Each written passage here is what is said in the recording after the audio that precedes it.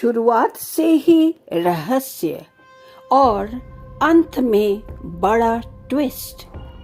Hello friends, मेरी आज की प्रस्तुति रात 11:17 की आखिरी वीडियो कॉल। रात के ठीक 11:17 हुए थे। अनन्या अपने कमरे में अकेली बैठी थी। उम्र 23 साल। कॉलेज की पढ़ाई पूरी करने के बाद वह एक डिजिटल मार्केटिंग कंपनी में काम कर रही थी। उस रात उसके माता पिता शहर से बाहर गए हुए थे। घर में सिर्फ वह और उसकी छोटी बहन काव्या थी। काव्या अपने कमरे में सो रही थी। अनन्या लैपटॉप पर काम कर रही थी। बाहर हल्की बारिश हो रही थी। घर के सामने की सड़क लगभग खाली थी। तभी उसका फोन बजा। स्क्रीन पर नाम देखकर अनन्या कुछ सेकंड तक चुप रही। माँ वीडियो कॉलिंग? उसने कॉल रिसीव की। हाँ माँ। दूसरी तरफ उसकी माँ का चेहरा दिखाई दिया, लेकिन आवाज नहीं आ रही थी। अनन्या ने कहा, माँ आवाज क्यों नहीं आ रही? उसकी माँ कुछ बोलने की कोशिश कर रही थी। फिर अचानक वीडियो में हल्का सा झटका आया। अनन्या ने स्क्रीन की तरफ देखा। उसकी माँ का चेहरा गायब था। अब स्क्रीन पर अनन्या का अपना कमरा दिखाई दे रहा था। वही बिस्तर, वही अलमारी, वही खिड़की और बिस्तर के पीछे खड़ा एक आदमी। अनन्या के चेहरे का रंग उड़ गया। उसने तुरंत पीछे मुड़कर देखा। कमरे में कोई नहीं था। वह फिर फोन की स्क्रीन की तरफ देखती है। आदमी अब भी वहां था, लेकिन इस बार वह कैमरे की तरफ नहीं, सीधे अनन्या की तरफ देख रहा था। अनन्या ने कांपती आवाज में पूछा, कौन हो तुम? वीडियो में आदमी ने धीरे धीरे अपना हाथ उठाया और कैमरे के सामने एक उंगली रख दी, चुप रहने का इशारा। फिर स्क्रीन काली हो गई। कॉल कट गई। समय था 11:17। पहली रात। अनन्या ने तुरंत अपनी माँ को फोन किया। माँ ने कहा, मैंने तो तुम्हें फोन किया ही नहीं। अनन्या के हाथ ठंडे पड़ गए। लेकिन माँ, तुम्हारे नंबर से वीडियो कॉल आई थी। माँ ने अपना फोन देखा। कोई आउटगोइंग कॉल नहीं थी। अनन्या ने कॉल हिस्ट्री दिखाई। कॉल वहाँ मौजूद थी, लेकिन उसके सामने एक अजीब चीज लिखी थी। Duration 00 minute 00 second. कॉल चली ही नहीं थी। फिर अनन्या ने स्क्रीन रिकॉर्डिंग खोलने की कोशिश की। कुछ भी नहीं। वीडियो गायब। उसने सोचा शायद फोन में कोई तकनीकी गड़बड़ी हुई होगी। लेकिन उसी रात सोने से पहले उसने अपने कमरे का दरवाजा अंदर से बंद किया और फोन अपने तकिए के नीचे रख दिया। रात के 11:17 पर फोन फिर बजा। इस बार कॉल उसने अपने नंबर से थी। दूसरी वीडियो कॉल। अनन्या ने कॉल नहीं उठाई। फोन बजता रहा। एक बार, 2 बार, 3 बार, फिर कॉल बंद हो गई। उसने राहत की सांस ली। लेकिन तभी उसके फ़ोन पर एक वीडियो फाइल आई। नाम था 11.17 MP4। अनन्या ने वीडियो खोला। वीडियो में वह खुद अपने कमरे में बैठी दिखाई दे रही थी। वही कपड़े, वही समय, वही रात, लेकिन वीडियो के ऊपर टाइम स्टैम्प था 11:17। अनन्या ने वीडियो रोका। उसने खुद को स्क्रीन पर देखा। वह लैपटॉप पर काम कर रही थी। फिर वीडियो में दरवाजा खुला। एक आदमी कमरे में आया। अनन्या ने पीछे देखा, लेकिन उसे कुछ दिखाई नहीं दिया। वीडियो में आदमी उसके बिल्कुल पीछे खड़ा था और उसने अनन्या के कंधे पर हाथ रखा। वीडियो यहीं बंद हो गया। अनन्या के हाथ कांप रहे थे क्योंकि वह वीडियो उसी रात का था, लेकिन उसने ऐसा कुछ होते हुए देखा ही नहीं था। अगली सुबह अनन्या ने काव्या को सब बताया। काव्या ने कहा, शायद कोई तुम्हें डराने की कोशिश कर रहा है। अनन्या ने पूछा, लेकिन वीडियो किसने बनाया? काव्या ने कहा, घर के कैमरे। अनन्या ने सिर हिलाया। मेरे कमरे में कैमरा नहीं है। दोनों ने पूरे घर की तलाशी ली, कुछ नहीं मिला, लेकिन मुख्य दरवाजे के पास एक छोटा सा काला उपकरण मिला। वह कैमरा था। किसी ने उसे बाहर से लगा कर रखा था। पुलिस को बुलाया गया। इंस्पेक्टर आदित्य राणा ने कैमरा देखा। उसमें पिछले 3 दिनों की रिकॉर्डिंग थी, लेकिन कैमरा सिर्फ घर के बाहर का रास्ता रिकॉर्ड कर रहा था, अनन्या के कमरे का नहीं। फिर कमरे के अंदर का वीडियो आया कहां से? पुलिस को दूसरा सुराग। आदित्य ने कैमरे की मेमोरी कार्ड जांची। उसमें एक फाइल और थी, नाम 17। फाइल खोली गई। अंदर सिर्फ एक फोटो थी, एक पुरानी लड़की की, उम्र करीब 20 साल। अनन्या ने फोटो देखते ही कहा, ये कौन है? आदित्य ने कहा, हमें नहीं पता, लेकिन पुलिस रिकॉर्ड में फोटो पहचान ली गई। वह लड़की थी रिया कपूर। रिया 5 साल पहले गायब हुई थी और उसकी आखिरी लोकेशन थी अनन्या के घर के पास। 5 साल पुरानी गुमशुदगी। रिया 20 साल की थी, कॉलेज की छात्रा।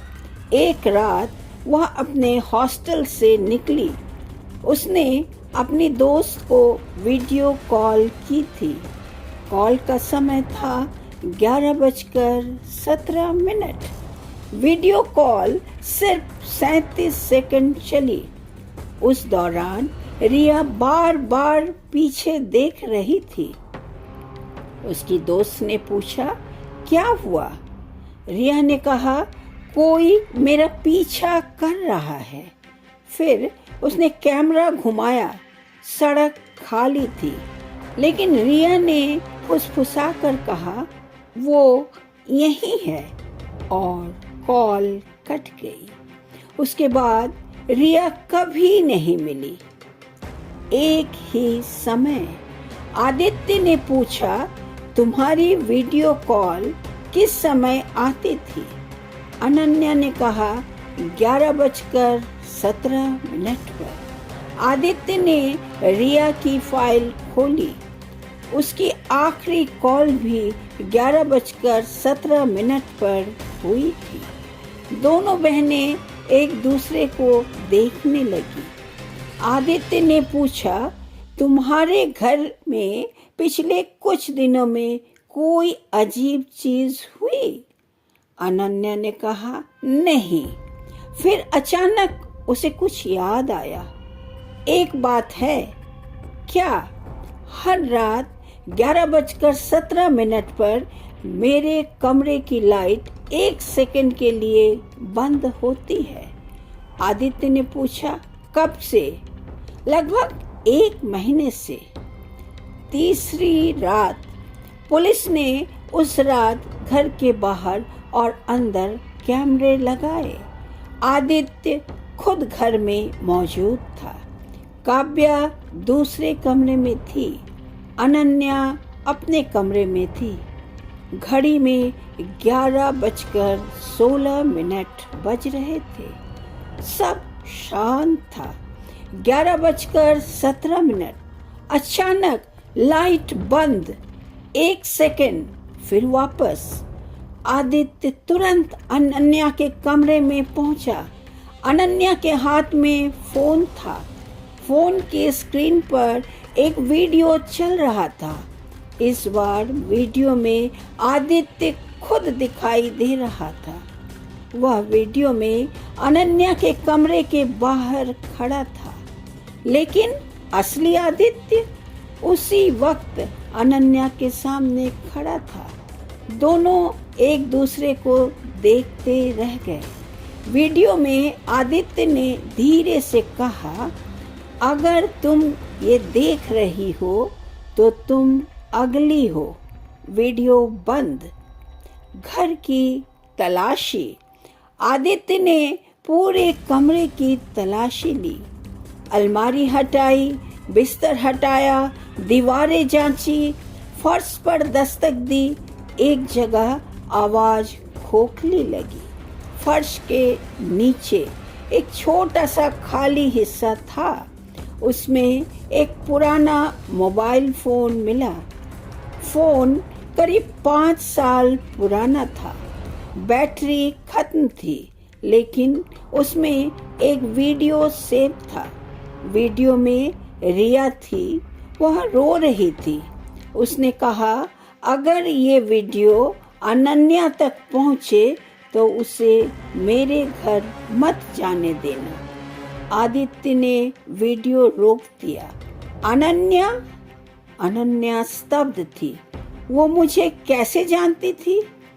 किसी के पास जवाब नहीं था। रिया और अनन्या का संबंध। पुलिस ने पुराने कॉलेज रिकॉर्ड खंगाले। रिया और अनन्या एक ही कॉलेज में पढ़ती थी, लेकिन वे दोस्त नहीं थी। रिया ने अनन्या के बारे में अपने फोन में कई बार लिखा था। उसकी डायरी में भी अनन्या का नाम था। एक पन्ने पर लिखा था, अनन्या को सच पता नहीं है। दूसरे पर उसके पिता इसमें शामिल हैं। पिता का राज। अनन्या के पिता विनय मेहरा एक रियल एस्टेट कारोबारी थे। रिया ने उनकी कंपनी में इंटर्नशिप की थी। उस दौरान उसे कुछ फर्जी जमीन सौदों और अवैध कब्जों के दस्तावेज मिले थे। रिया ने सबूत इकट्ठा करना शुरू किया। उसने यह बात अनन्या को बताने की कोशिश की, लेकिन इससे पहले वह गायब हो गई। पुलिस ने विनय से पूछताछ की। उन्होंने कहा, रिया को मैं जानता था, लेकिन उसके गायब होने से मेरा कोई संबंध नहीं। आदित्य ने पूछा, आपकी कंपनी में उसका काम क्या था? इंटर्न। क्या उसने कोई दस्तावेज चुराए थे? विनय चुप रहे, फिर बोले, मुझे नहीं पता। चौथी रात। अनन्या ने फैसला किया कि वह 11:17 वाली कॉल का इंतजार करेगी। आदित्य ने उसे मना किया। लेकिन वह तैयार थी। 11:16, कमरा बंद, फोन सामने। 11:17, फोन बजा। इस बार स्क्रीन पर नाम था रिया कपूर। अनन्या ने कांपते हाथ से कॉल रिसीव की। दूसरी तरफ रिया दिखाई दी। वही चेहरा, वही कपड़े, वही डर। रिया ने कहा, तुम्हारे पापा ने मुझे नहीं मारा। अनन्या चौंक गई। तो किसने? रिया ने पीछे देखा, फिर कैमरे की तरफ आकर फुसफुसाई, जिस आदमी पर तुम्हारे पापा सबसे ज्यादा भरोसा करते थे। अचानक पीछे किसी आदमी की परछाई दिखाई दी। रिया चीखती है, वो आ गया। वीडियो बंद। आदमी कौन था? अनन्या ने अपने पिता के सबसे करीबी लोगों की सूची बनाई। उनमें सबसे ऊपर था राजीव सक्सेना, विनय का बिजनेस पार्टनर। आदित्य ने राजीव की जांच शुरू की। उसकी लोकेशन 5 साल पहले रिया के गायब होने की रात अनन्या के घर के पास थी। राजीव ने दावा किया कि वह उस रात शहर में नहीं था, लेकिन उसके फोन रिकॉर्ड ने उसे झूठा साबित कर दिया। उस रात उसने 11:17 पर एक नंबर पर कॉल की थी। वह नंबर रिया का था, लेकिन राजीव अकेला नहीं था। आदित्य ने पुराने कॉल रिकॉर्ड निकाले। रिया के गायब होने वाली रात 11:17 पर 3 लोगों के फोन एक ही टावर से जुड़े थे, रिया, राजीव और अनन्या की माँ। अनन्या यह सुनकर टूट गई। मेरी माँ? उसकी माँ ने कहा, मैंने रिया से सिर्फ एक बार बात की थी। क्यों? उसने मुझे बताया था कि राजीव कुछ गलत कर रहा है। फिर आपने क्या किया? माँ चुप रही, फिर बोली, मैंने उसे चुप रहने को कहा।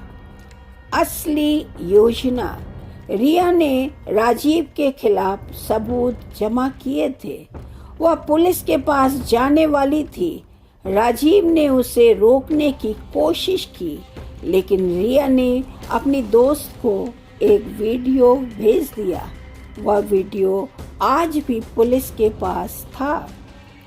उसमें रिया कहती है, अगर मेरे साथ कुछ हुआ तो राजीव जिम्मेदार होगा।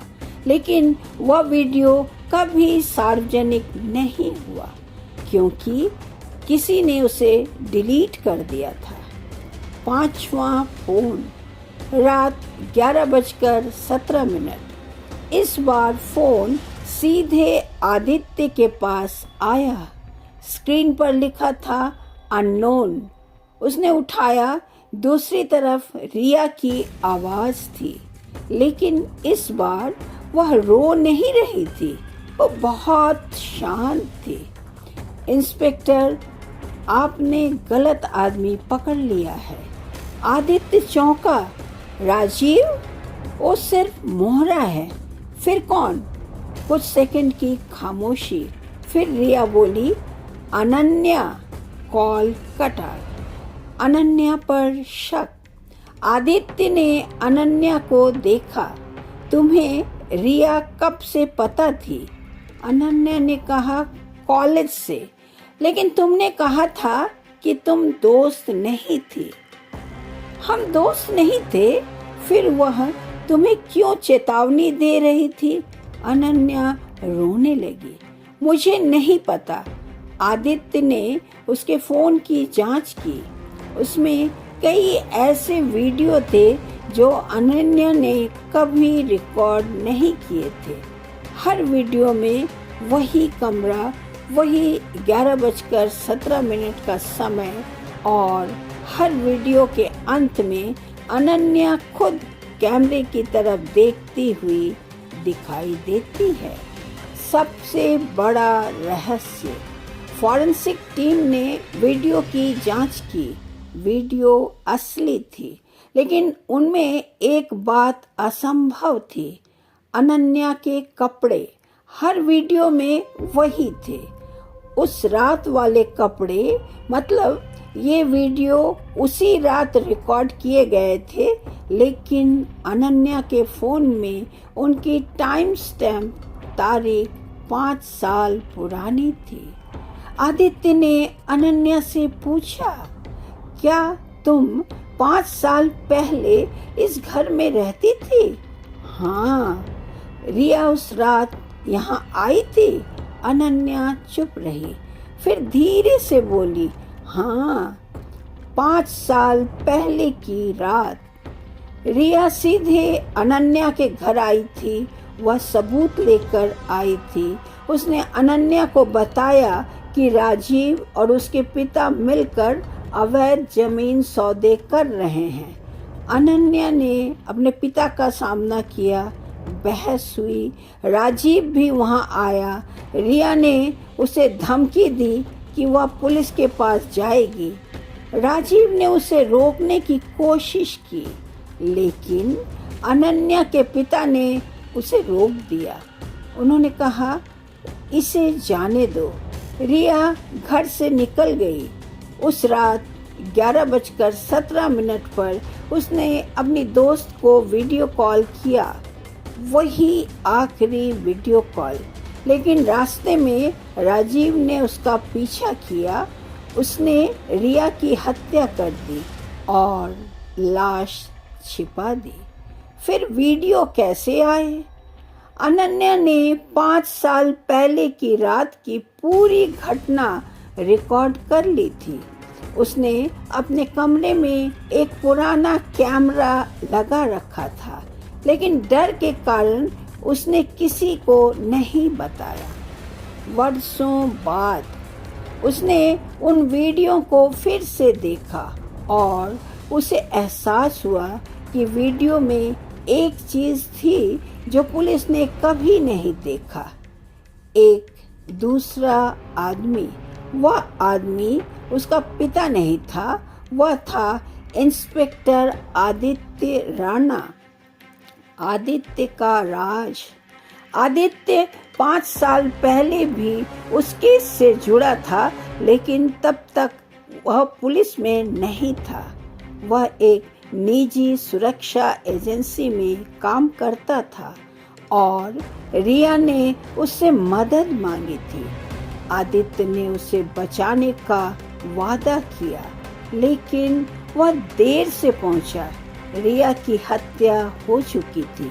उसने अपराधियों के खिलाफ सबूत इकट्ठा किए, लेकिन किसी कारण से उसने वह सबूत छिपा दिए, क्योंकि वह खुद उस जमीन घोटाले में शामिल था। वह राजीव के लिए काम करता था। अब वह पुलिस में था और रिया के पुराने वीडियो के जरिए वह अनन्या तक पहुंचना चाहता था। आखिरी वीडियो कॉल रात 11:17। अनन्या के फ़ोन पर फिर कॉल आई। इस बार स्क्रीन पर आदित्य राणा, लेकिन आदित्य तो उसके सामने खड़ा था। उसने कॉल नहीं की थी, फिर भी कॉल चल रही थी। अनन्या ने उसे उठाया। स्क्रीन पर वही कमरा दिखाई दिया, लेकिन इस बार कैमरे के सामने रिया खड़ी थी। उसने कहा, अब सब सामने आ गया। फिर कैमरा पीछे हुआ। वहाँ राजीव था, विनय था और आदित्य। तीनों एक ही कमरे में थे। 5 साल पहले की रिकॉर्डिंग। रिया कैमरे की तरफ देखकर बोली, अगर मैं मर जाऊं तो इन तीनों को मत छोड़ना। वीडियो खत्म। पुलिस की असली कार्रवाई। अनन्या ने वीडियो की कॉपी पहले ही एक पत्रकार को भेज दी थी। सुबह होते ही वीडियो सार्वजनिक हो गया। राजीव और आदित्य दोनों गिरफ्तार हुए। विनय पर भी मुकदमा चला। रिया की लाश आखिरकार उसी जगह से मिली जहां उसे 5 साल पहले छिपाया गया था।